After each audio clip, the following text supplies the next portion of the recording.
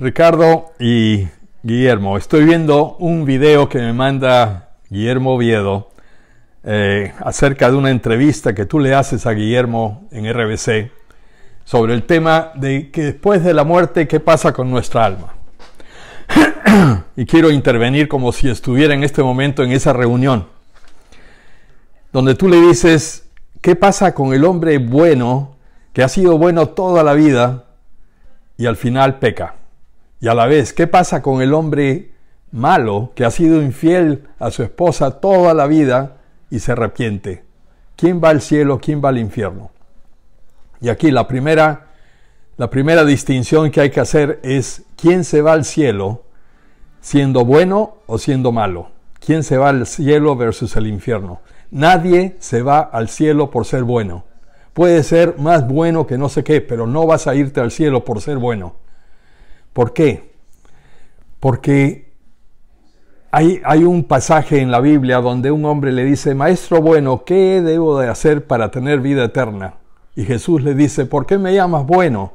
Sino bueno solamente es Dios. Si tú quieres ir al cielo siendo bueno, tienes que ser tan bueno como Dios. Y eso es imposible. Entonces, ¿cuál es el secreto? Porque tanto amó Dios al mundo que envió a su único Hijo, para que todo aquel que crea en Él tenga la vida eterna.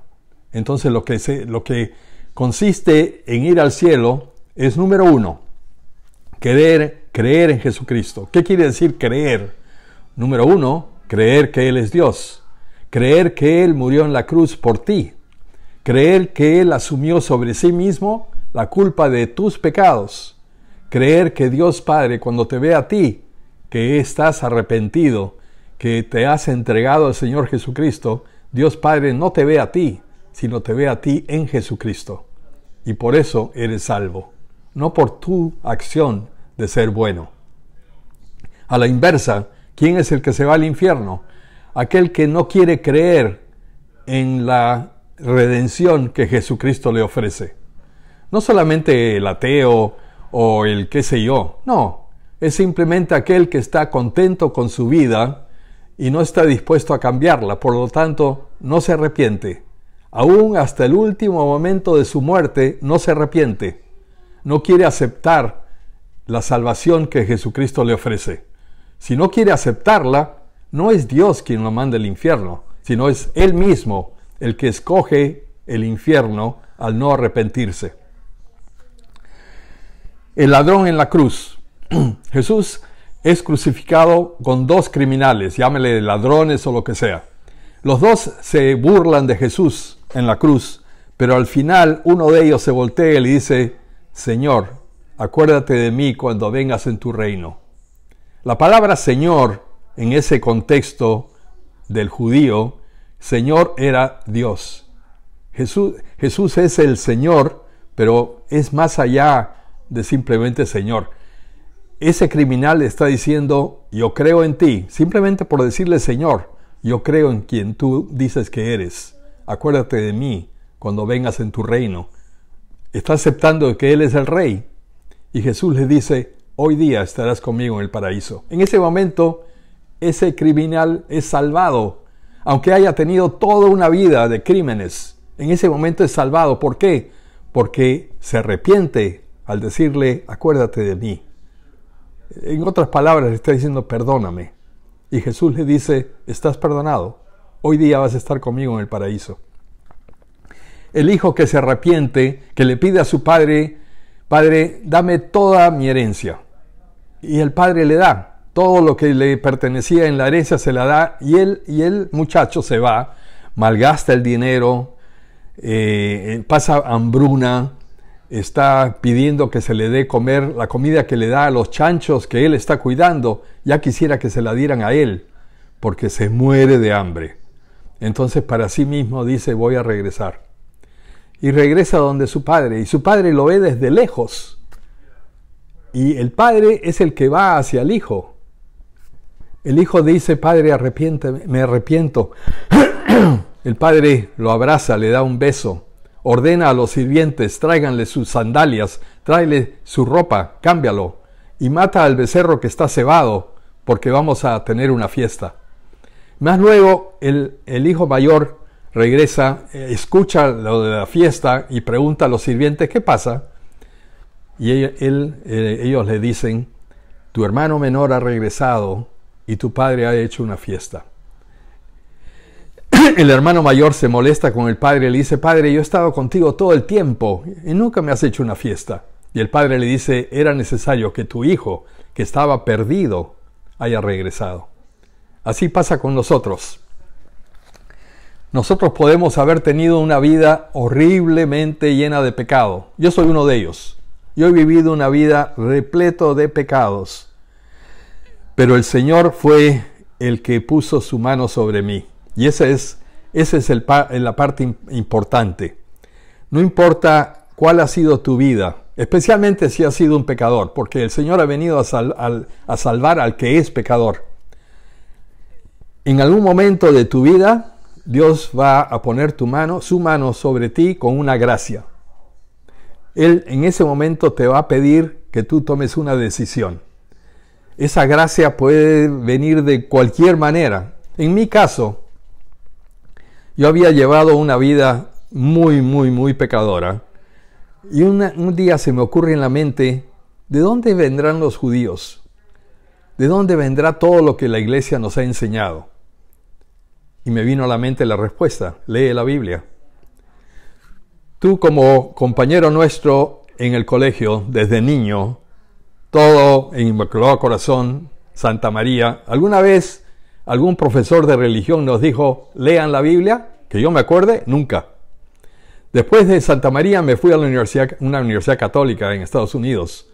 Tuve que tomar curso de teología. ¿Alguna vez un profesor nos dijo, lean la Biblia? Nunca.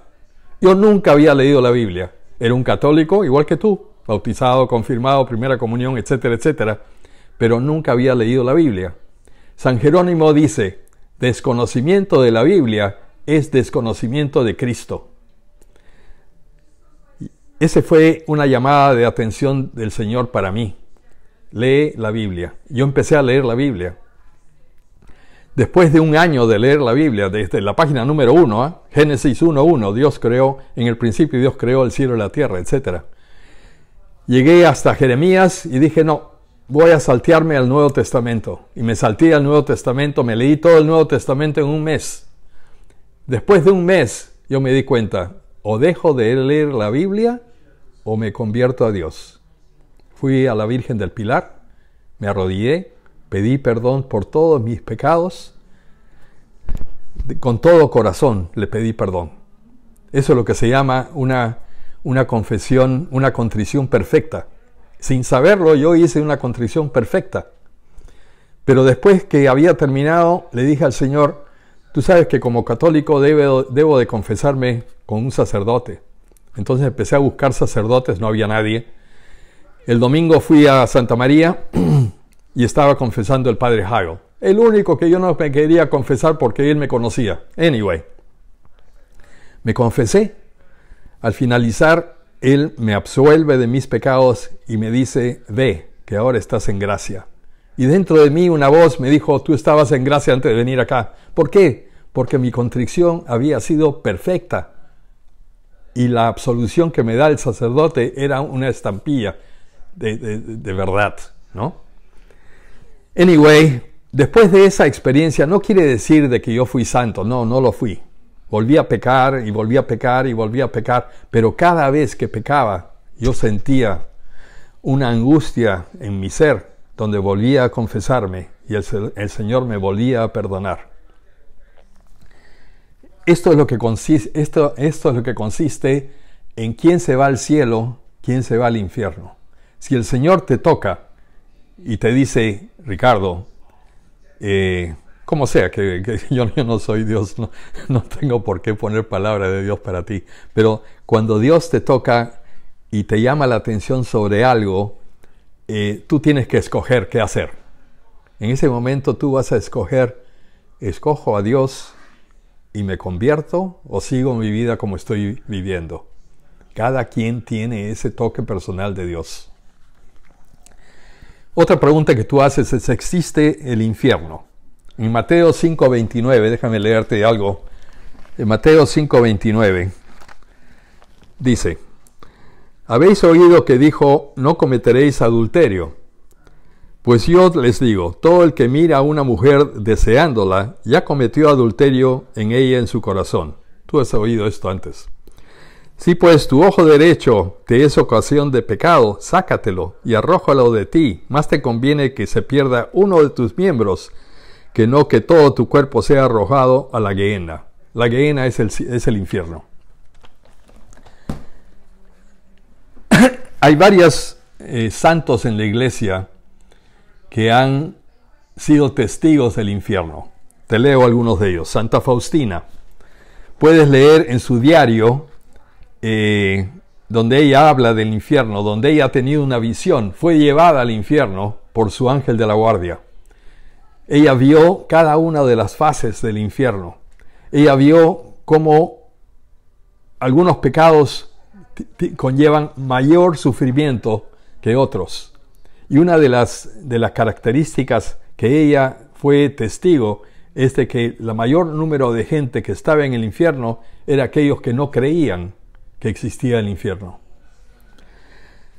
La Blessed Anne Catherine Emmerich, Santa Teresa de Ávila, San Juan Bosco, la hermana Lucía de Fátima, Vasula Ryden.